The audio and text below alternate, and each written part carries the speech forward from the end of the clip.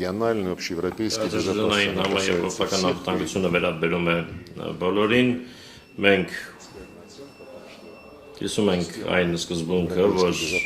եվրոպական անվտանգության համակարգը, որը մինչև հիմա գոյություն է ունեցել, ապացուցել է իր անարդյունավետությունը, ընդ որում երկար եւ ոչ մի անգամ է դա ապացուցել։ Практически становым хребтом Գործնականում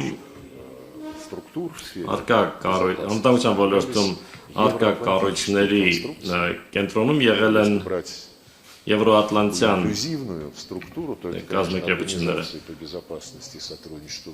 Եվրոպայում անվտանգության համագործակցության կազմակերպությունը որպես ոլորտային կառույց, իսկ որպես կառույց, որը որոշեց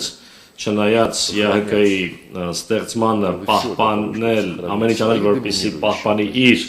գերիշխող դիրքերը, չփոխանցելով համապատասխան սկզբունքների սահմանման եւ կիրառման սկզբունքները ԵՀԿ-ին, այլ պահելով իրան, ապա դա հյուսիսատլանտյան դաշինքն է։ Վերջերս նաեւ Եվրոպական միությունը նույնպես պետք է լինում դիտարկել որպես Եվրոատլանտյան կառուցվածքի մաս, քանի որ ՆԱՏՕ-ի հետ ստորագրել է համաձայնագիր, ՆԱՏՕ-ին է պատվիրակել իր լիազորությունների մի զգալի մասը անվտանգության ոլորտում, դրան զուգահեռ զբաղվում է իր Եվրամիությանական ռազմականացմամբ, միլիտարիզացիայով, այդ անվտանգության կառույցների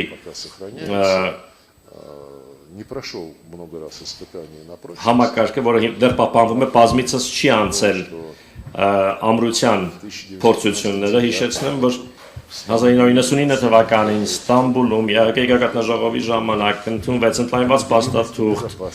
անվտանգության անբաժանելիության մասին, որտեղ ասվեց, որ որևէ երկիր, որևէ կազմակերպություն տարածաշրջանում, ԵՀԿ տարածաշրջանում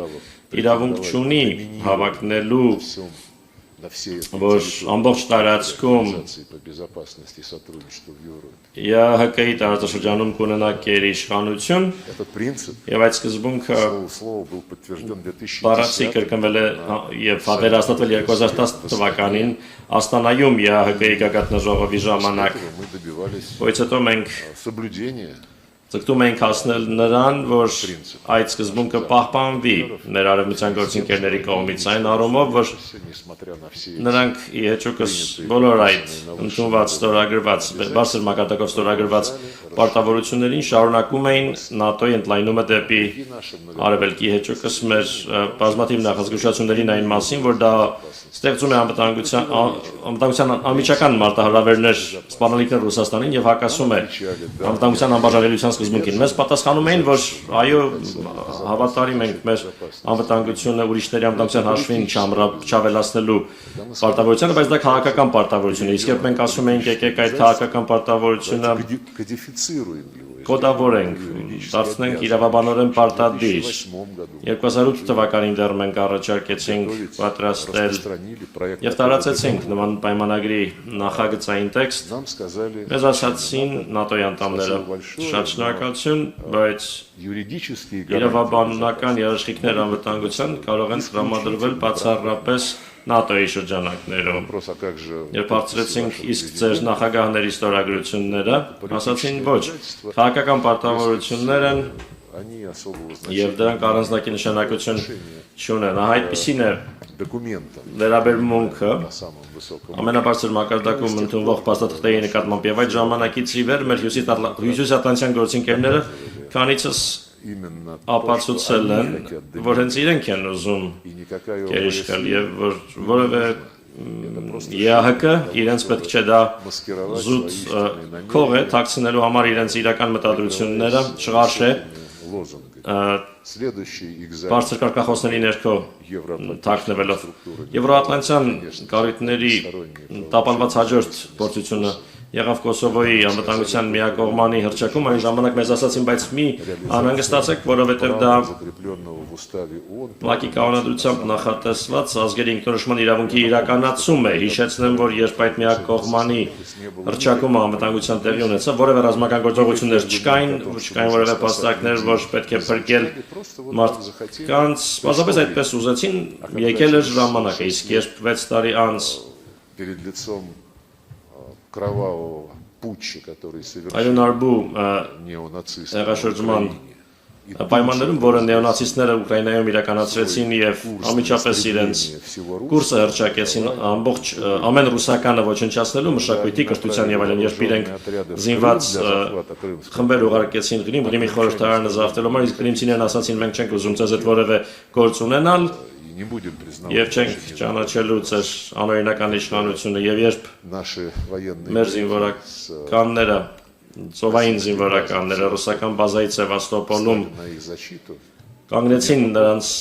պաշտպանելու եւ օգնեցին հանրաքվե անցկացնել На самоопределение. այդ ժամանակ ՆԱՏՕ-ի անդամները ազգերի ինքնորոշման իրավունքը ընդհանրապես անգամ չհիշատակեցին, ասացին, որ դա Принципы территориальной տարածքային ամբողջականության սկզբունքի կոպտագույն խախտում, երբ մենք ասացինք, բայց տեսեք, Կոսովյան ձեր նախադեպից հետո միջազգային դատարանը ՄԱԿ-ի միջազգային դատարանը որոշում է ընդունել, որում հռչակվում է, որ когда какая-то часть территории объявляет տարածքի ինչ որ մասը հայտարարում է, հռչակում է անկախություն, այդ որոշումը պարտադիր չէ համաձայնեցնել կենտրոնական իշխանությունների հետ։ Մեզ ոչինչ չէին պատասխանում, երբ դա էինք ասում, պարզապես արհամարում էին։ Ուստի իհարկե նման կառույցները провальные механизмы безопасности. անվտանգության տապալումային մեխանիզմներ են, դրանք այդ փաստը ամեն օր են հաստատում, Полным молчанием ընդ որում բացարձակ լռությամբ էին արձագանքում իմ նշած հեղաշրջմանը 2014 թվականի, որին հաջորդեցին այդ անօրինական իշխանությունը Ուկրաինայում զավթած անձանց անօրինական գործողությունները, հիշեք Լուգանսկի կենտրոնի ռմբակոծությունը ռազմական ավիացիայով Ուկրաինայի հիշեք ինչպես Օդեսայում 50 հոգու արմիութենականների այրեցին եւ ոչ ոք չէր պատրաստվում որևէ հետաքննություն իրականացնել։ ԵՀԿ-ն ամոթալիորեն լռում է նաեւ ՄԱԿ-ը, ամոթալի լռություն է դա ի պատասխան մեր պահանջների եւ պահանջում ենք ցույց տալ թե ինչպես է հետաքննվել այդ ողբերգությունը, որը տեղի ունեցավ Բուչայում, երբ BBC լրագրողները ցույց ովքեր հայտնվել էին իմիջայլոց շատ հարմար պահի ցույց տվեցին ինչպես են շարված մարդկանց լիակները կենտրոնական փողոցներում բնակավայրի մոտակայքում մենք մինչև չենք կարողանում ստանալ ազգանուններն այն մարդկանց ում դիակները ում մարմիններն այդպիսի պաթոսով եւ հնչեղությամբ ամբողջ աշխարհին ցուցադրվեցին եւ այդ դրվագը կրկին օգտագործվեց Ռուսաստանի նկատմամբ պատժամիջոցների հերթական ալիքի համար ինչ անվտանգության համակարգի ինչ արտարության մասին կարող է խոսք լինել դրա համար էլ եվրոատլանտյան կառույցները իրենց վարկաբեկել են հիմա իմիջայլոց ասեմ ըստ ամենայնի դրանց նկատմամբ հիասթափվում է նաև ԱՄՆ-ը առնվազն Թրամփի վարչակազմի հայտարարությունները խոսում են այն մասին որ Եվրոպային անհրաժեշտ է ավելի շատ պատասխանատվություն կրել սեփական գործերի համար, որ ԱՄՆ-ը աշխարհի այլ տարածաշրջաններում ունի առաջնահերթություններ եւ այս առումով իհարկե հարց է ծագում թե անվտանգության որ համակարգն ավելի ինչ համակարգն ավելի արտարք կլինի։ Մենք կարծում ենք ավելի արտարք կլինի անվտանգության այն համակարգը, որը վերևից չի պարտադրվում ինչ որ մեկ կառույցի կողմից, այլ որը կբխի կյանքից օրինակ գոյություն ունեն մի շարք ինտեգրացիոն միավորումներ եվրասիական մայրցամաքում այսօր նշված ԵԱՏՄ-ն, ԱՊՀ-ն, Հավաքական անվտանգության պայմանագրի կազմակերպությունը, ASEAN-ը, Բասիցոցի արաբական երկրների համագործակցության խորհուրդը, Հարավային Ասիայում ենթատարածաշրջանային միավորումներ կան։ Շատերի միջև, շատ կազմակերպությունների միջև ստորագրված են փոխադրման հուշագրեր եւ այդ առումով հենց դրանով բնական ճանապարհով ներքևից ձևավորվում է մեծ եվրասիական տարածքը, ինչպես դա բնութագրել է նախագահ Պուտինը։ Ես կավելացնեի այստեղ նաև չինական մեկ գոտի մեկ ճանապարհ նախագիծը, որն իրականացվում է համագործակցելով ԵԱՏՄ-ի եւ Եվրազիայի եւ ASEAN-ի հետ, այդ ամենը նյութական հիմք է ձևավորում անվտանգության ապագա ճարտարապետության համար։ Տնտեսությունը, երբ այն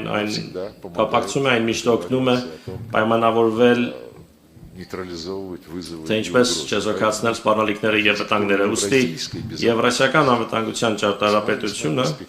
И двери շատ участие в հեռանկարային է եւ как ее создавать, դրա ստեղծման քննարկումներին մասնակցության դռները արդեն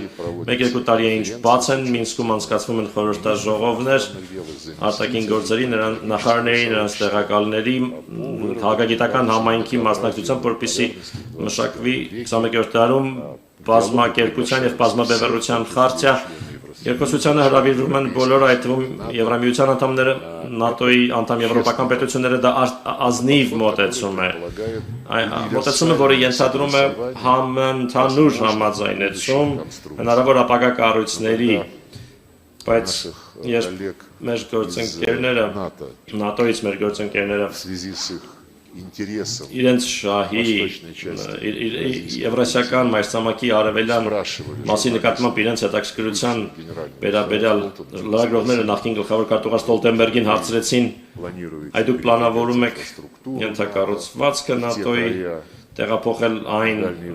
ծայրամասեր, այն հեռավոր վայրեր, հեռավոր հարավ-արևելյան ՆԱՏՕ-ն իրեն միշտ դիրքավորել է որպես տարածքային պաշտպանության միություն իր անդամ պետությունների, բայց այսօրվա պարագայում ՆԱՏՕ-ի պետությունների համար տարածքային սպառնալիքը բխում է հարավչինական ծովից Թայվանյան то есть иными словами ծովացոցից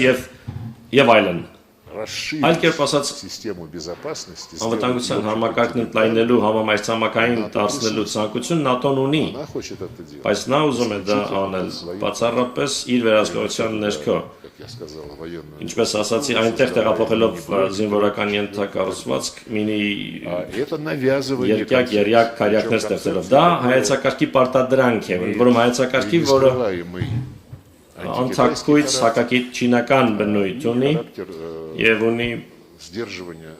Ռուսաստանի Դաշնությանը զսպելու բնույթ։ Մեր մոտեցումն այլ է, եկեք բոլորով հավաքվենք, ոչ մեկին ոչինչ չպարտադրելով պայմանավորվենք։ Եվրամիությունը դեռևս այդպիսի ռազմական հնարավորություններ չունի, թեպետ ակտիվորեն զարգացնում է դրանք ռազմականացվելով, լսեցին Գերմանիայի հայտարարությունն այն մասին, որ անհրաժեշտ է կրկին հիմնական միլիտարիստական գերտերությունը դառնալ Եվրոպայում, բայց Եվրամիությունը նույնպես ակտիվ է եւ փորձում է ընդլայնել իր մեխանիզմները նաև հարավային Կովկասում, կենտրոնական Ասիայի տարածաշրջանում մեկ անգամ էլ ասեմ, որ ոչ ոք չի կարող ոչ մեկին արգելել զարգացնել հարաբերությունները աշխարհի որևէ երկրի հետ, բայց դա չպետք է լինի զրոյական վերջնարդյունքով խաղ, չի կարելի գալ եւ ասել եկեք մենք ձեզ կառաջարկենք ձեզ հետաքրքրող նախագծերը, բայց դուք դրա դիմաց դադարեք շփվել մեկ ուրիշի հետ։ Դա մեր սկզբունքը չէ։ Դա սկզբունք է, որը հին ժամանակներից, վաղեմի ժամանակներից բնութագրվել է որպես բաժանիր եւ տիրիր, բարձր որ ժողովրդավարական եւ ազատ որևէ բան այդ սկզբունքը իր մեջ չի ներառում։ Ներեք երկար էքսկուրսի համար։ Ինչպես տեսնում եք,